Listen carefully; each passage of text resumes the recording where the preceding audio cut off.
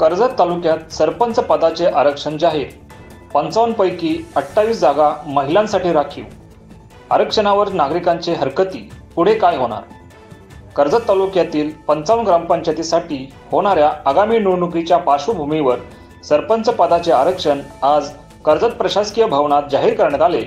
आरक्षणाच्या या प्रक्रियेमुळे संपूर्ण तालुक्यात राजकीय हालचालींना गती मिळाली असून इच्छुक उमेदवारांनी निवडणुकीच्या तयारीला सुरुवात केली आहे. या आरक्षण प्रक्रियेचा उद्देश सामाजिक न्यायाची अंमलबजावणी करत महिलांचे नेतृत्व सक्षम करणे आणि सर्वसमावेशक विकास साधणे हा आहे. यामध्ये सर्वसाधारण अनुसूचित जाती SC, अनुसूचित जमाती ST, अन्य मागास प्रवर्ग OBC आणि महिलांसाठी आरक्षण निश्चित करण्यात आले.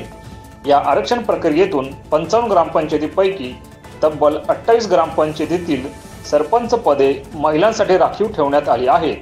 यात सर्वसाधारण महिला, अनुसूचित जाती जमातीतील महिला आणि OBC महिलांचा समावेश आहे.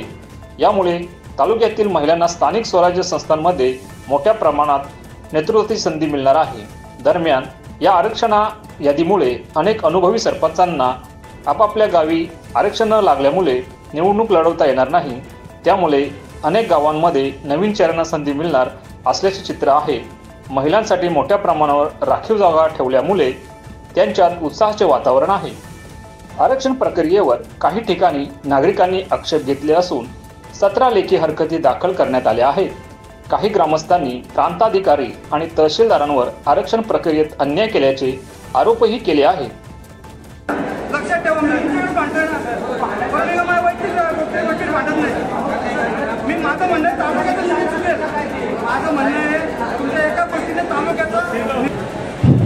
माझं नाव संजय मिनमिने, ग्रामपंचायत अंजप, नव्यानेच निर्माण झालेली ग्रामपंचायत अंजप, नव्यानेच निर्माण झालेली ग्रामपंचायत अंजप. तेही आरक्षण बोलतात संजय दत्तात्रय मिनमिने. नव्याने ग्रामपंचायत निर्माण झालेली आत्ता 2023ला.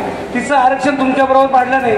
1 महिना झाला नवीन आरक्षण पाडलं तिचं सरपंच पदाचं. एक खालापूर आणि एक अंजपचं OBC पडलं, कारण OBC लोकसंख्या जास्त अंजपची. आदिवासी याही जे पाडलंय ना 10% फक्त आदिवासी आहेत. हे काय बोलतात, आम्ही नियमप्रमाणे जिथं जास्त लोकसंख्या आहे तिथं त्याप्रमाणे आम्ही पाडतोय. आता ती 10% कुठे आणि जनरल आणि OBC 90% कुठे. नियमबद्ध प्रमाणे जर पाडताय तर 10%ला कसं पाडू शकतात तुम्ही? जनरल पाडू शकता, OBC पुरुष काही पाडू शकता ना. अंजप नव्याने झालेला आणि एखादी ग्रामपंचायत नवीन झाल्यानंतर आरक्षित होत नाही, जनरल किंवा OBC पडतं. अनुसूचित जाती कशी पडू शकते ती? म्हणजे तुम्ही एक ठरवून तरी केलेलं आहे की अंजप ग्रामपंचायत बरेच माझ्यासारखा उमेदवार, हो 20 उमेदवार असून मी तयार आहे, खूप खर्च केलाय तिच्यासाठी. तयार करण्यासाठी लाखो रुपये खर्च मी केले. मी राहणार पण उभा आहे, तरी मुद्दाम जाणून बघून कुणाच्या तरी दबावात कुणाच्या प्रस्तावाने तुम्ही तसं केलंय. मी सांगतो तुमचं संजय मिनमिने साहेब, तुमचं म्हणणं असं आहे की ग्रामपंचायत अंजप नवीन आहे, तिथे फक्त 10% आदिवासी संख्या आहे आणि तुम्ही आदिवासी देताय ते चुकीचं आहे, ही शंका आहे ना? ओके. माझा एक मुद्दा असा आहे, माझी ग्रामपंचायत 2010 साली आदिवासी पडलं. वारे ग्रामपंचायत 2010 साली आदिवासी पडलं. त्याच्यानंतर 15ला OBC पडलं. त्याच्या आधी पण OBC होतं 10 साली. हा वारे उमेश मसे. मला परत अनुसूचित वारे आदिवासी परत पडले ना, त्याच्यावर माझी हरकत अशी कारण आमच्याकडे लोकसंख्या आहे. माझ्याकडे 26-27% आदिवासी लोकसंख्या आहे. नको असं नाही, परत पडलं नको, विरोध नाही करत, नको करायला मी समाजाला कुठला विद्रोह नाही करत. तुम्ही परत पडलेलं आहे तर चुकीचं आहे, एवढंच मी बोलतोय. तिसरी गोष्ट राहिली जनगणनेचा विषय. माझ्या इथं ST समाज भरपूर आहे, पण ST समाज जनगणना ही 2च दाखवते, 3च दाखवते. तर आमचा दोष नाही ना तो. जनगणना झाली तो तुमचा शासनाचा दोष येतो, पण आमचा दोष नाहीच ना जनगणना झाली. राहिला विषय 26% माझ्या इथं आदिवासी समाज आहे. जवळजवळ 47-48%, जवळ 60%च्या आसपास ओपन समाज आहे आणि मोजून 4 ते 5% OBC समाज आहे आणि उर्वरित 10-15% माझा ST NT समाज आहे. मग आमचे ते आरक्षण पडतच नाही ना. कधीच पडलं तुम्ही पूर्ण छापून हे काढून बघा पूर्ण याच्यामध्ये, त्याच्यावर पण कधी त्या लोकांना पण न्याय दिला पाहिजे ना. त्या लोकांना पण न्याय मिळाला पाहिजे ना सर. हा वारे हां, म्हसे साहेब तुमचं म्हणणं एवढं आहे की वारे ग्रामपंचायतीमध्ये ST जे आरक्षण आहे आदिवासी ते परत पडलेलं आहे, चुकीचं आहे, बरोबर आहे ना? परत पडलेलं आहे, चुकीचं आहे, ते नियमानुसार नाही घेतल्या म्हणून त्याची. हा पात्र भरत पाटील पाटील पाटील पाटील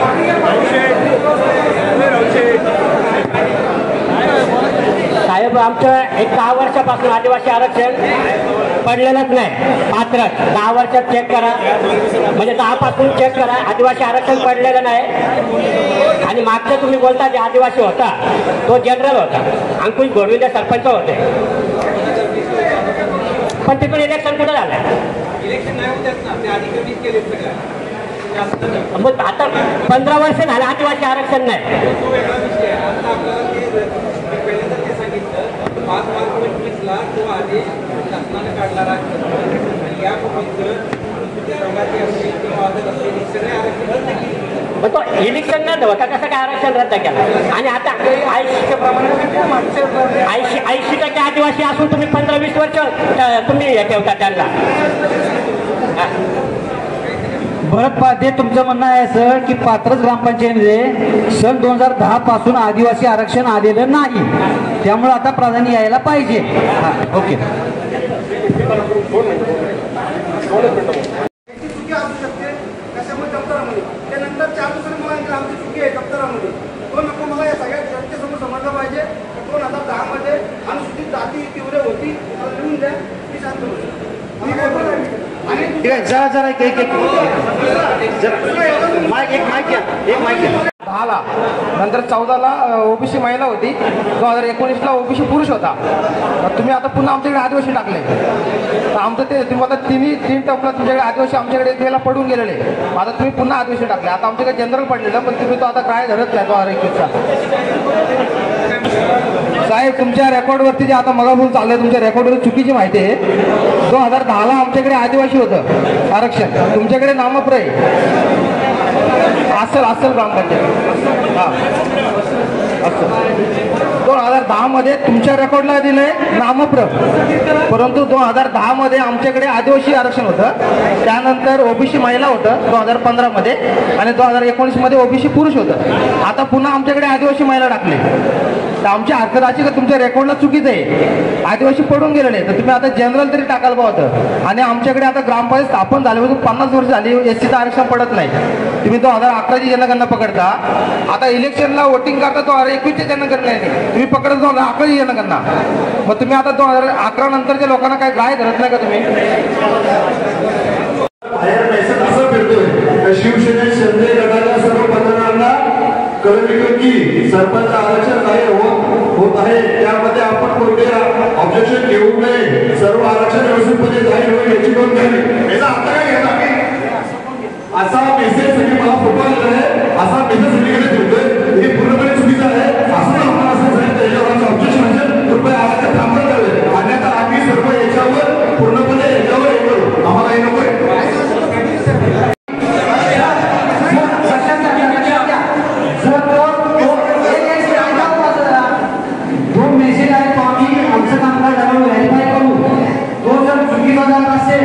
आणि या ठिकाणच्या काही पद्धतीवर चुकीच्या पद्धतीने व्यक्त होत असेल तर त्याच्यावर आम्ही चौकशी करून त्याच्यावर कारवाई करू.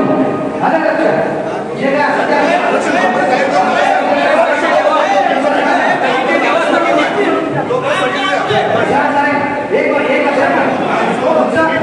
तुमच्या नेमकेपणाने काय करू सांगा, कोणीतरी सोशल मीडियावर चुकीचा मेसेज देत आहे, बरोबर?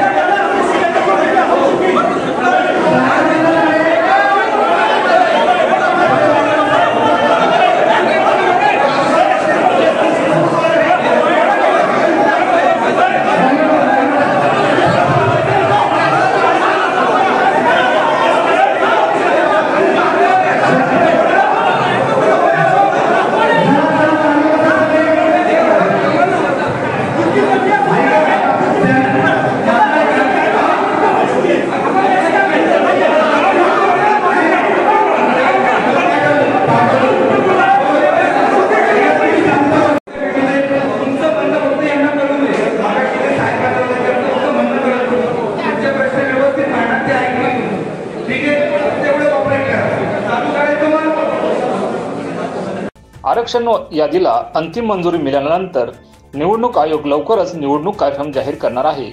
त्यात उमेदवारी अर्ज भरल्यापासून ते मतदानाच्या तारखांपर्यंतचा तपशील स्पष्ट होणार आहे. मात्र हरकती आणि अपील केल्यानंतर आरक्षण बदलेल का, यावर प्रश्नचिन्ह उपस्थित राहत आहे.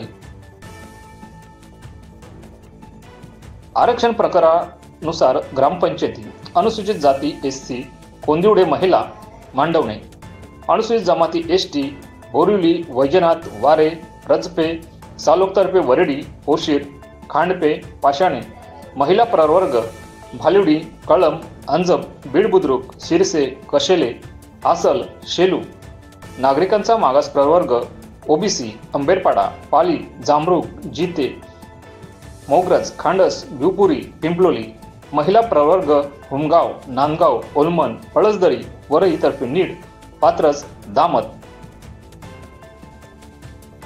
सर्वसाधारण प्रवर्ग चिंचवली, उकरूल, नेरल, ममदापूर, दैवली, वरेडी, वेनगाव, गौरकामत, वदप, नसरापूर, पोटल, महिला प्रवर्ग हालिवली, हिरवली, मानगाव, वरेडी, कोल्हारे, वाकस, मानिवली, तिवरे, बावलोली, सावेले, कडाव, सावेले, उमरोली.